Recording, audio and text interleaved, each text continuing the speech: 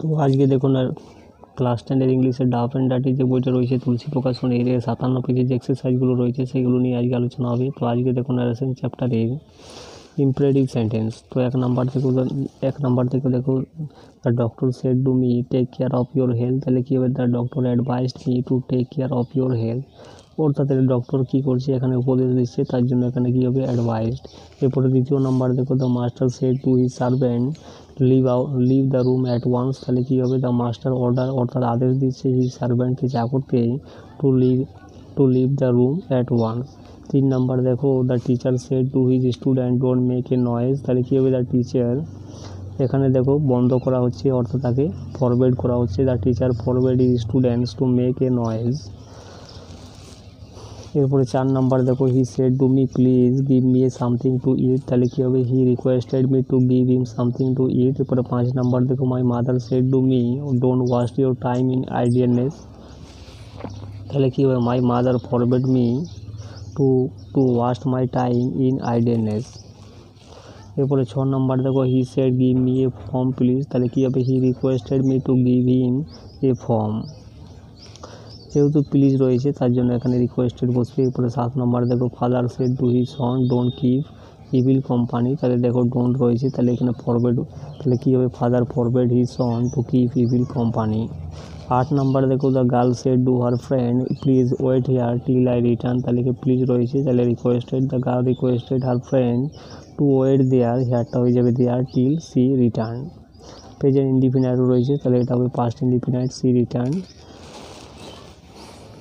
এরপরে 9 নম্বর দেখো father said to me go home at once. তো এখানে অর্ডার করা হচ্ছে, তো বাড়ি চলে যাও এখনই। তাহলে কি father order me to go home at once.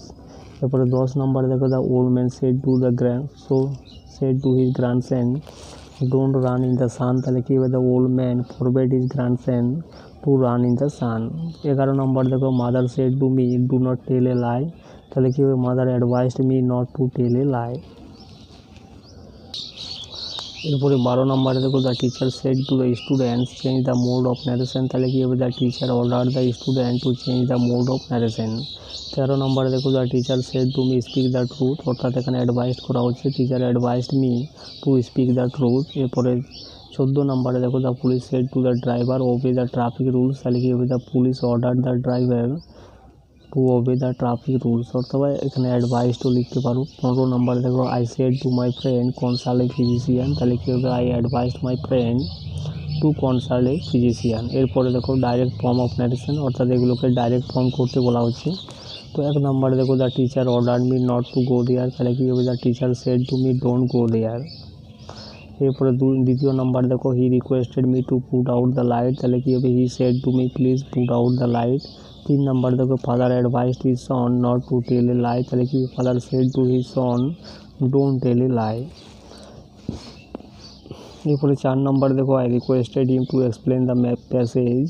তাহলে কি হবে, I said to him please explain the passage. 5 number দেখো the general order the soldiers to fire. তাহলে কি হবে, the general said to the soldier go do fire. 6 number দেখো the teacher advise the students to be careful of their silly mistakes. তাহলে কী হবে, the teacher said to the students be careful of your silly mistakes. এরপরে 7 নম্বরে দেখো mother advised me not to run in the sun. তাহলে কি mother said to me don't run in the sun. 8 number দেখো the teacher told me to listen to him. তাহলে কী হবে, the teacher said to me listen to me. এরপরে 9 নম্বরে দেখো I begged him to excuse me. তাহলে কি I said to him please excuse me. 10 number দেখো the officer order his man to halt. তাহলে কি হবে, the officer shed to his man halt.